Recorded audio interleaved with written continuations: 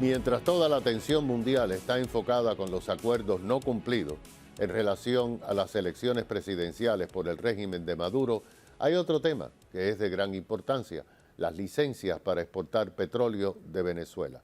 Hoy vamos a explicar el tema con Antonio de la Cruz, director ejecutivo de Inter-American Trends, analista político especializado en economía y petróleo, que se une a nosotros desde Washington. Bienvenido, señor de la Cruz. Primero vamos a hablar de petróleo y el tema de los permisos para exportar el crudo venezolano. Sabemos que en abril hay fechas de expiración. ¿Cuál es la situación actual desde el punto de vista de los permisos? Desde el punto de vista de las licencias, que son los permisos de la Oficina de Controles Activos del Departamento del Tesoro, que fue las sanciones que impuso la administración Trump a la empresa petrolera PDVSA en una búsqueda de una solución pacífica, democrática en Venezuela a la crisis política. La administración Biden consideró en unos acuerdos en términos cuando se iba a la negociación en México entre las partes, tanto del régimen de Maduro como de las fuerzas democráticas, una licencia Chevron que se conoce con la licencia 41, que le autorizaba producir y exportar crudo de Venezuela en una manera de pagarse una deuda que tenía pendiente PDVSA con Chevron por un préstamo que le había hecho y por el pago de regalías a la empresa mixta, porque Chevron opera en Venezuela en lo que se conoce las empresas mixtas y es socia minoritaria.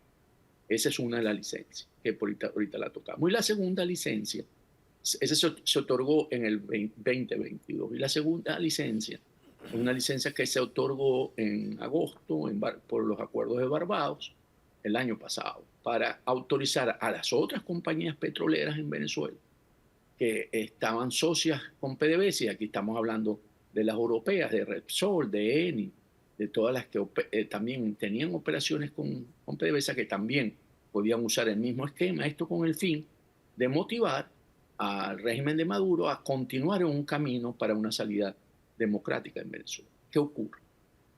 Que ante el incumplimiento de ese acuerdo de Barbados, la administración Biden ha sugerido y ha planteado que la vigencia de esa licencia número 44 vence el 18 de abril y por lo tanto ellos podrían en ese momento no activarla, dejar que caduque. Y eso es lo que hoy se habla cuando uno escucha de la licencia en términos de exportar crudo de Venezuela. Entonces, básicamente, la 44 afectaría a las empresas europeas. Mientras que la 41, la que favorece a Chevron, es una licencia que se renueva mes a mes. Cuando le otorgaron la licencia para evitar los ciclos que tenía anteriormente, porque también usaron licencias para Chevron con la administración Trump, Chevron optó por una renovación automática si no había ninguna complicación en términos del manejo de la producción petrolera. ¿Qué nos puede decir de la industria petrolera y la capacidad actual de producción allá en Venezuela? La industria petrolera en Venezuela depende básicamente del esfuerzo con las empresas socias, que se conoce con las empresas mixtas, porque la producción propia de PDVSA está por el suelo. Una producción que PDVSA tenía cuando llega Hugo Chávez en 3.3 millones de barriles día.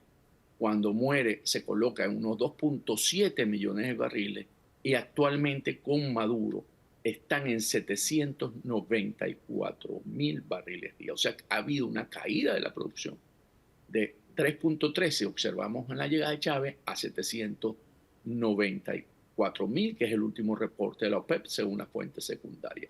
¿En qué sentido? ¿Por qué ha ocurrido? Porque el régimen de Maduro básicamente no ha vuelto a hacer las inversiones necesarias en el mantenimiento a la infraestructura. Lo han utilizado, como hemos sabido y se ha observado en la prensa, para robarse el dinero. Recordemos que el año pasado hubo una denuncia al ministro de Petróleo en ese momento, Tarek El Al-Sami, que se perdieron de la caja de PDVSA 23.000 millones de dólares según documentos observados por la agencia Reuters. Entonces, hoy PDVSA no tiene esa capacidad de generar barriles adicionales en los volúmenes que requiere el mercado mundial en una situación de crisis.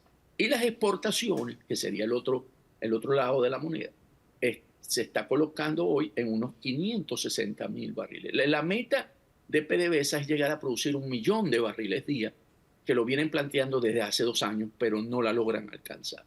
Sin embargo, con las ayudas de las empresas como Chevron, Repsol, Eni, están apuntando a ello, pero todavía se ve que les queda cuesta arriba porque esos capitales para poder aumentar la producción, y se requieren ahorita, si estamos en unos, vamos a redondear, 800.000 barriles día para llegar al 1 millón de barriles, necesitarían alrededor de unos 2.000 millones de dólares, que en las condiciones que está Venezuela, nadie está dispuesto de esta empresa a arriesgar su capital porque no tiene garantía jurídica.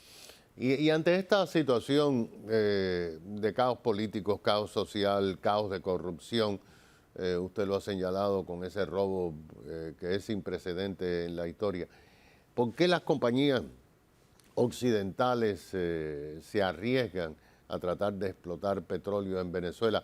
A la larga, de un plumazo, pues pueden volver a agredirlas, como el caso de Cuba, por ejemplo, con las empresas extranjeras, y el mismo caso de Venezuela. En el caso de las empresas, regresando a Venezuela, las grandes empresas petroleras, buscan a todas PDVSA desde el 2019, cuando tuvo las sanciones a PDVSA, no les volvió a cancelar los dividendos de las asociaciones mixtas donde se encontraban las empresas mixtas.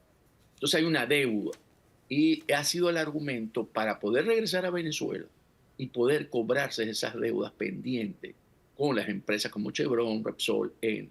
Y ello es lo que hoy está motivando ese regreso. Y aquellas empresas que ven que puede ir a Venezuela a tener una oportunidad es básicamente porque piensan que llegando a un arreglo con el régimen de Maduro podían tener unos beneficios en el corto plazo, pero no pensando en un mediano o largo plazo, porque saben que el riesgo es muy alto. Entonces, ¿qué tenemos? Tenemos una narrativa por parte de las grandes empresas petroleras donde dicen que Venezuela es importante porque contribuye a que el precio del barril del petróleo se mantenga en un nivel que no afecte la gasolina aquí en Estados Unidos en el galón, porque recordemos que tenemos que ver esto en el contexto electoral de Estados Unidos, donde cuando invadió Rusia a Ucrania, el precio del galón de gasolina llegó a estar en los 6, 7, 8 dólares, dependiendo del estado, y que eso afectó a la inflación, y precisamente la administración Biden estaba muy preocupada porque eso le generaría pérdida de votos y una posible derrota electoral. Entonces, ¿qué ocurre?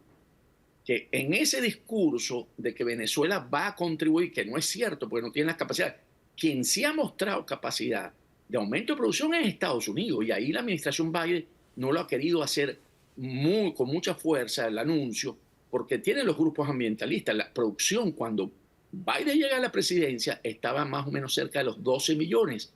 Toma la decisión de reducir todos los proyectos que estaban asociados al aumento de producción, baja a 11 millones 600, se ve impactada por los precios, por la guerra de Rusia en Ucrania.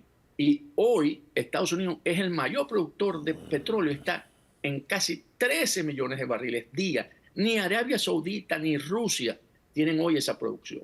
Entonces, las oportunidades están aquí para controlar el precio del petróleo, no están en un país como Venezuela. Sin embargo, estas empresas transnacionales del petróleo están interesadas. Y lo otro es que al tener el bloqueo desde el punto de vista de inversiones en Estados Unidos por esa política ambientalista por parte del ala de izquierda del Partido Demócrata, ellos ven que la oportunidad, porque el petróleo va a seguir utilizándose por lo menos en los próximos 20, 30 años, claro, pueden hacer esas inversiones en Venezuela. Y de hecho, el ejemplo más concreto ahí es Exxon. Exxon apuesta un gran futuro del aumento de la producción en Guyana, porque es allí donde está. Entonces, Chevron, que no se quiere quedar atrás, dice, ok, en Venezuela hay unas oportunidades, pero hay que ver cómo se resuelve la situación política para ver esas oportunidades, porque Venezuela tiene petróleo, pero con inseguridad jurídica es muy difícil. Entonces Chevron sigue apostando a poderse quedar en Venezuela, ver si se produce una solución en el cambio del gobierno venezolano y tener las oportunidades que hoy tiene Exxon en Guyana. Bueno, muchas gracias, Antonio. Es Antonio de la Cruz, director ejecutivo de Inter-American Trends, que nos ha acompañado desde Washington sobre este importantísimo tema que tiene que ver con el futuro de Venezuela y por supuesto que impacta a todos nosotros en este hemisferio. Enseguida regresamos.